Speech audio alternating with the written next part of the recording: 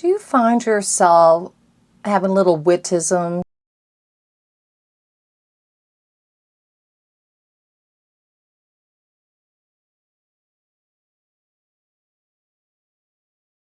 Little sayings that are uniquely your own?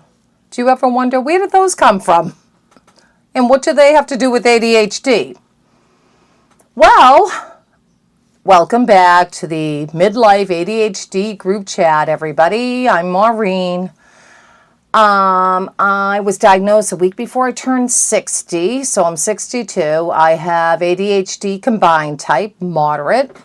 I was told I'm unique in the sense that I check every symptom box for the hyperactivity, impulsivity side and the inattention side. So, yes. Well, interestingly, I've always kind of had sayings. Now, partly I would just pick up on them. Like, I remember one lady when I was in my teenagers babysitting for her, and she would say Jeepers Crow. And I mean, I still say it, and I'm 62, so it gives you an idea. So, and I'm not sure how much of a connection that had, like staying with that. But, I think it goes to the hyperactive part of my brain. So anyway,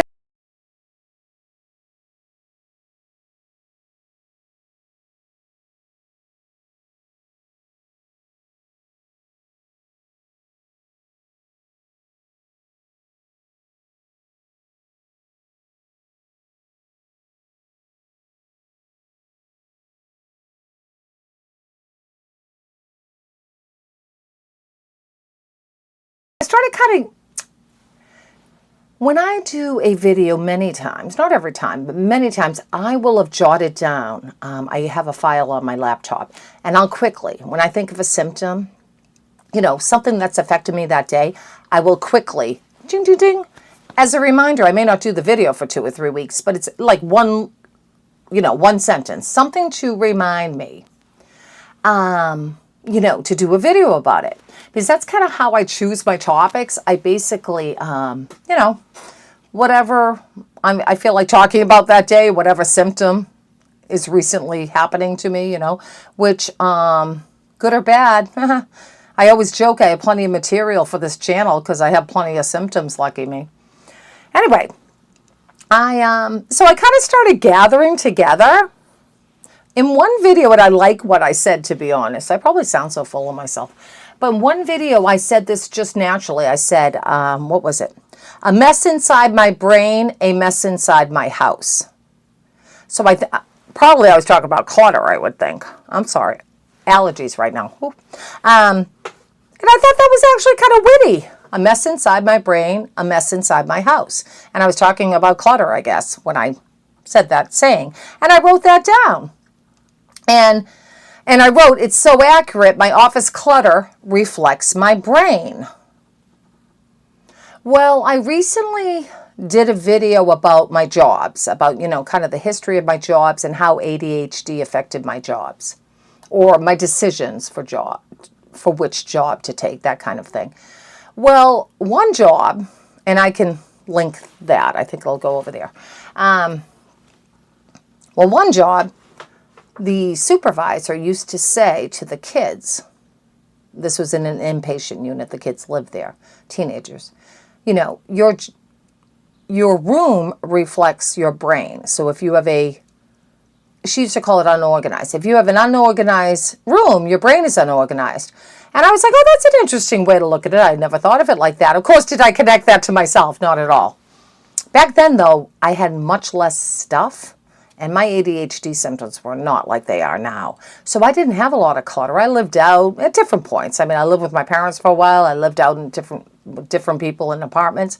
And I was neat and orderly, to be honest with you. And I didn't, well, that's a trick. I didn't have a lot of stuff. I wasn't an over shopper back then like I had become in my later years. Anyway. So I always thought that was great. And as I've gotten older, and I was diagnosed with ADHD 2.5 years ago, and I have been studying it, now I understand what she meant. Oh, yeah. Because when I do, especially my office, because I spend a lot of time in here, when I do clean it up, oh, my God, it helps so much. And it has to be. I mean, Believe me, it's a challenge to put together a YouTube video. I have some strengths that make it a less challenging, but believe me, having, I call it severe ADHD. I guess this neuropsychologist calls it combined. But I feel like if you check every symptom box, that's pretty severe. But anyway, so it can be very challenging. This is just a lot of moving parts, and I'm picky because I'm a hobbyist photographer, so I want to use my beautiful portrait lens, and I want to use my mirrorless camera, and, the lavalier mics, and I have to have it just so, and then the lighting wasn't so good, so I have to add one light to kind of counterbalance the other light. We call them key lighting and fill lighting. And then, that was a little too strong. So then the next week I said I had to bring up another LED light. Oh my God, here we go, right? So anyway, oh boy, that was a big side story, wasn't it? Sheesh. But anyway, a mess inside my brain, a mess inside my house. Yeah. So that is for sure. I think we all can relate to that. When our surroundings are messy, our brain definitely feels messy. Oh, goodness. Oh, I'm sure if you have been watching any of my videos, you will laugh when I say to make a long story short. And then I wrote next to it my ADHD talkativeness. Yes, I always say that. To make a long story short. And I feel like I'm saying it more in these videos than I do in real life. And I'm not sure if I'm right about that, but I feel like that. Probably because I'm editing and I'm hearing myself. I mean, I'll say it like 4 or 5 times in one 15-minute video. I'm like, oh my goodness. Anyway, for now, oh my goodness. So this is another video I did, and I talked about for now, the doom pile video. And interestingly, I created another doom pile for LED lighting to make room for that, and I made a video about that. And I will link it. I think it'll be up here. But for now, so I never connected that. I still say it. I have always said that. Well, maybe not my whole life, but so I'll move something. Oh, my glasses are in the way. Let me move them over here. Oh, the mouse is in the way. Let me move that over here for now. For now. I'll put this here for now. Yeah, I'll come back and get that for now. Oh, everything's for now. Let me move this here for now. Then I can't. Oh. So what else do I say? So what are other witticisms? I think that's how you pronounce the word. Witticisms related to my ADHD. Oh, I say this a lot. At least I got something done. Oh, I say this a lot when it has to do with chores around the house, because I'll, excuse my language, half-ass do them. And so, at least I'm not hard on myself. I'm not kidding. I'll go down to do something. It's craziness. I went down yesterday. What the heck? I got home from work last night, and I just wanted to make myself supper. It was 8 o'clock. No, I got home early. Got home at 7, but I did a webinar, psychology webinar thing I wanted to do. So I think I came downstairs at 8:30 when it was over. Want to make a grilled cheese. 9:45, I'm going back upstairs. I'm not even hungry at this point. I didn't even eat. Because 1,800 things need to be done. It's always the way. We have rescue dogs. We have 3 rescue dogs and a rescue kitty. Our oldest, beautiful golden mix Daphne, our little darling, we're guessing she's about 15 at this point, and we've had her 13 years, and we're guessing she's around 15. With rescue dogs, you don't know for sure. And doggy dementia is going on, and if you don't take her out of the bathroom every 3 hours, she'll have an accident. She's just forgetting. It's not that she's incontinent, it's because she forgets to scratch the door to let us know. And so if all of us are good about letting her out, she doesn't have any accidents. And I just had her groomed yesterday and bathed, her spa day. Well, I went downstairs, and it turns out she had not gone out. And when I came in, I ran upstairs for the webinar. Long story short is, had to let her out, give her a quick bath, let her in, give her a quick bath. Then I wanted to clean up some dishes. I do not like to leave dishes for the morning. That is one thing I'm very adamant about. I never, ever leave. I mean, I probably have in my life, but very unlike me to leave a dirty kitchen. Because I don't like that. In the morning, I'm half awake and I want a clean kitchen to work in. So I did the dishes. What else?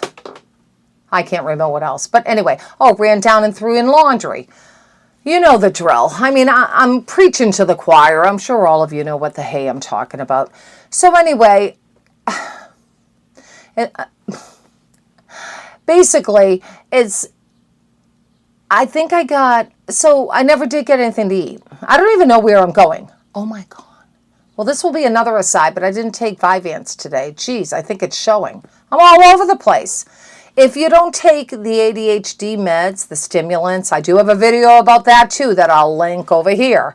Vyvanse and Concerta, I've tried both just this past 6 months. But I especially notice this with Vyvanse. If I don't take it by 11 o'clock at the latest, but I like to take it right when I get up, and I get up between 9 and 10 because I go to bed late. Anyway, my work accommodates that, so yay for me. But if I don't take it right away, I will be up very late. So I didn't remember this morning, and at 12:02 I looked, and I went, oh, I can't take it. Forget it. It's not worth it because I'll be up till 3 in the morning. So anyway, I didn't take my Vyvanse, and I think it's showing in this filming, everybody. I'm really considering refilming this because I feel like I'm all over the place. But then on the other hand, why not just be real and authentic? And this is how my brain is, you guys. I have ADHD. What can I do, right? I will have to edit out some. I don't want to make you guys listen to me ramble on and on. You don't deserve that. All right, ha-ha. Well, it could be worse. Oh, my mom always said that, and I say that too. It could be worse. And I kind of live like that about my symptoms too. Kind of like, yeah, for sure. It is a bummer I have ADHD. I'm not saying I rejoice in it and I'm thrilled about it. I am not minimizing the challenges of ADHD. Believe me, I'm not. Believe me. But it could always be worse. My mother used to tell me that, and I really believe that. We could all have much worse things than ADHD. I really do believe that. This is a life philosophy that my mom used to say, and I definitely believe it. There is good and bad in everything.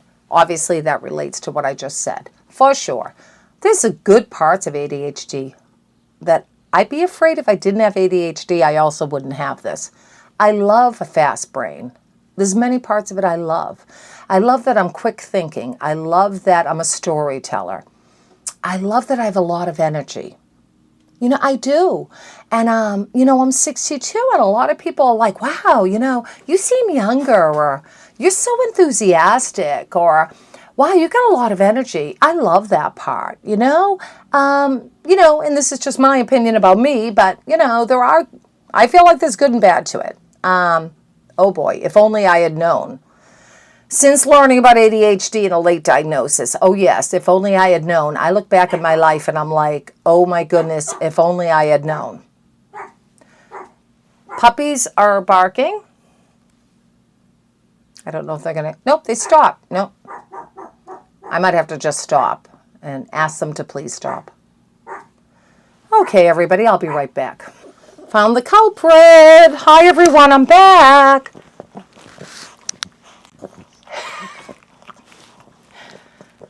I'm trying to be quiet so you can hear the snorting. Oh, my God. So this is Primrose, in case you haven't been on my channel. Primrose is my toy fox terrier, everybody, and she's a snort ball. Yes, she is. Anyway, she was barking for whatever reason, so I thought I'd bring her in, and I'll continue. All right. So what was I talking about, everybody? Oh, if only I'd known since learning about ADHD and late diagnosis. Yes. I look back at my life and I'm like,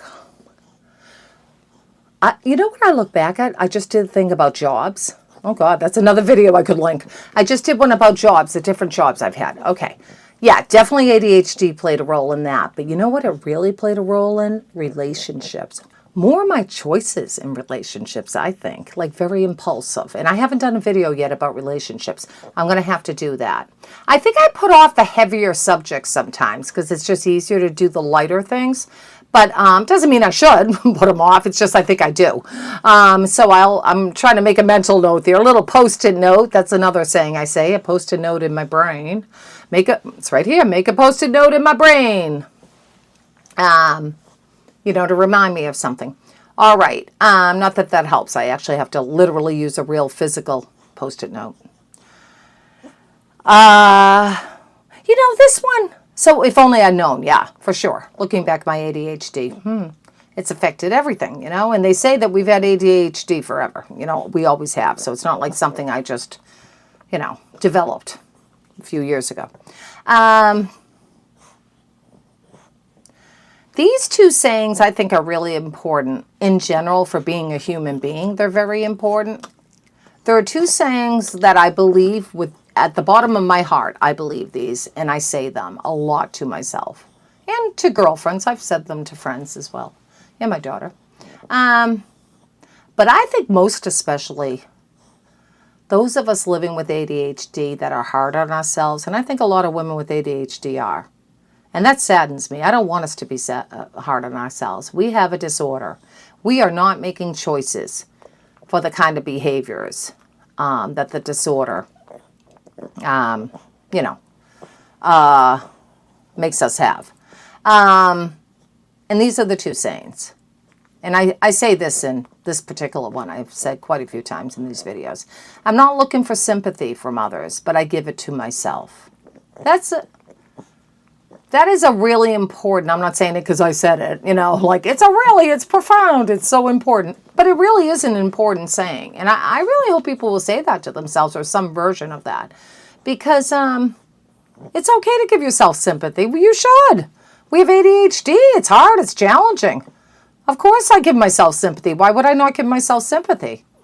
The other saying that I have said, I think all my adult years, I remember saying this all my adult years, we have to be our own best friend. I believe that. I believe I am my own best friend. I have told my daughter and raised her that way, to always be your own best friend. And not in a cynical, like you can only rely on yourself in this world, not in that kind of cynical way. But the reality is, in the end, we only have ourselves. You know, I mean, it's true. We have ourselves through everything. No matter the best partner you could have, or the best girlfriends you could have, or guy friends you could have, or whatever. You know, the best children, the best animals. I mean, in the end, you're alone in the world. I mean, I don't mean that in a bad way, but, you know, it's important to be your own best friend. I'm getting very philosophical. That was actually my minor in undergrad. My minor was philosophy. So, you know, and what I mean by that is self-love and self-acceptance. And I hope that's coming across, because I hope the general theme of this channel is about self-love and self-acceptance. I am a huge believer in that. Oh my goodness. That is just so important. You know,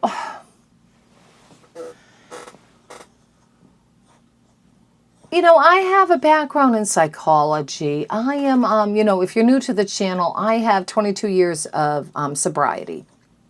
I've been recovering, or am in recovery is how I frame it, from alcoholism for 22 years now. I'll always be in recovery. That's my belief. I don't feel like you just, you're an addict and then you kind of are not an addict down the road. I mean, I feel like I'm an addict and I'm very aware of it. I respect it. I'm very careful with it. I'm cautious with it, and I respect it. And I see addictive behaviors in me. Unfortunately, many, many times, I do not see it while I'm doing it, like over shopping. Now I see it. Oh, that's yet another video. I'll link that. Geez, this particular video, I'm linking like 8 different videos, but whichever. Anyway, but yeah, that's definitely one of my addictions, was over shopping. I have not over-shopped I haven't thrifted, I should say, for 13 months. Yay, Mo. Over shopping online. I still do it. I'm more aware of it since starting this channel, so there's hope for me. Oh my goodness, do I say this saying all the time. I miss the forest for the trees. And what I wrote next to that was, I'm so detail-oriented, especially in photography, or one part of cleaning a room, that I do not see the whole picture. Oh my goodness, that is so true. In fact, I don't recall the name of the test, but when I was doing the psychological evaluation in the office with the psychologist, one of the things, and he was timing me, and I had like, I think it was 30 seconds. So he would give me a picture, and I had to draw the picture really fast. Well, the picture he gives me was tons of details. And so I started up in the like left-hand top corner, and I was like, looking, and then going like doing a triangle and a square, and then I'm doing the squiggly lines in a circle, and he's like, time up, and I had gotten like 1/40th of it done. And I was like, time's up, I'm not even near completion. Then he gives me another test, and a lot of the tests are like 2 minutes long, 30 seconds long, 5 minutes long, so they move pretty quick. And then after he gives me the other test, he says, okay, now remember 2 tests ago I had you draw a picture? I want you to draw it from memory. And of course, my impulsive brain, I have to talk. And I'm like, Doc, I couldn't even do it when you were showing me the picture. How the heck am I going to do this from memory? And he kind of chuckled because I was luckily he was very easygoing because I talk. Talking helps focus me, and I talked a lot during these exams. He was very patient.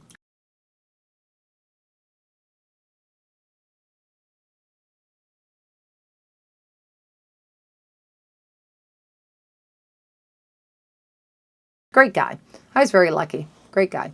Oh, please. I think I remember to do, I'm not kidding. I think I remember to do a triangle. Well, anyway, at the end of the exam, and it was 7 hours. I was there, I think, for 5 with a lunch break. And then I had 2 or 3 hours at home. I think I added it up because I'm a numbers gal. I like to know numbers. And it was 7 hours total between the home testing and the in-office testing. Well, anyway, I asked him about that test. And I said, what was that test trying to show? Because I was clueless. I had no idea. And how did he explain it? He was like, well, neurotypical people, and I'm paraphrasing because he used, very, he was very gentle and nice and did not make me feel at all like, oh man, I feel like a loser. Like I didn't feel like that at all. And I was curious, like, well, what was that supposed to be showing? And he said, neurotypical people can look at that. I hope I'm getting this right, but the gist of it was they can look at that picture and kind of start and draw the whole thing. Like they can start from the outside and draw the whole picture, like the squiggles and around in the whole picture, not like one tiny corner. I mean, I was doing one tiny corner a little at a time. And that he did say has to do like, and my first thought was, because I know a lot of sayings, right? That's how I connect things to understand them a lot of times. Little sayings, idioms, whatever they call them. And I wrote, oh, I missed the forest for the trees. And he said, yeah, exactly. He said, it's kind of like you were so focused on the minute details that you were missing the bigger picture. That's what I'm trying to say, everybody. Oh, good. Talk about the minor. Talk about focusing on the details. That whole explanation was, but I am who I am. That's how my brain works. So he said, yeah, neurotypical people usually will draw the outline of the picture and then fill in the middle, working on the whole picture. I was drawing a tiny detail part of it. Okay. The last saying I'm going to talk about is, well, I have 2 more sayings. And you know what? I'm going to say both because I think both are very important. And they're kind of the focus of this channel. One day at a time. Now, I say that about everything in my life. I really do. I learned that from my mom. My mom talked a lot about one day at a time, but definitely learned that in AA, for sure. You take one day at a time. We do the best that we can. And that's the next sayings about that, too. Everything in life is one day at a time. We can get through things, but we have to take a deep breath, fill our lungs up, and then let it out slowly. Relax. I'm not saying I do this. If you could have seen me before this video looking for my telephone and swearing, and yeah. So I don't always practice what I preach, unfortunately. Anyway. And then lastly, it's the way my brain works. I say this all the time. I have a very bad habit. It's not even a habit. It's my impulsive brain. I interrupt. I'm at this point very comfortable when I am doing it to stop. And I will say to the person, I am sorry, my ADHD is strong right now, or it's the way my brain works, but I am sorry that I'm interrupting. Please go on. And I used to be embarrassed about it. I would find myself interrupting, and then I kind of didn't know what to do or say, like I'd stop talking and then, be embarrassed, or sometimes be oblivious and just keep interrupting. And I've learned to let it go. Oh, that's another saying. But let it go. I'm doing the best I can, and that's what I say to the person I'm talking to if I interrupt. And lastly, I wrote acceptance. Yes, for sure. No one's choosing to be unorganized. We're not choosing to have clutter, everybody, or doom piles. We're not choosing to spend too much money over shopping and filling our house up with clutter that we then have to get rid of. That's the cycle I'm in at the moment. We're really not. And, I'm not minimizing. I'm not saying that we hold... Uh-oh. Somebody's home and we got dogs barking. All right, the dogs are going to start barking again. I just had to ask them to stop. So I'm going to sign off, everybody. But yes, I just want to get out of this video self-acceptance. Self-acceptance and self-love. And one day at a time. I think those are like really important to remember. All right, everybody. Until next time.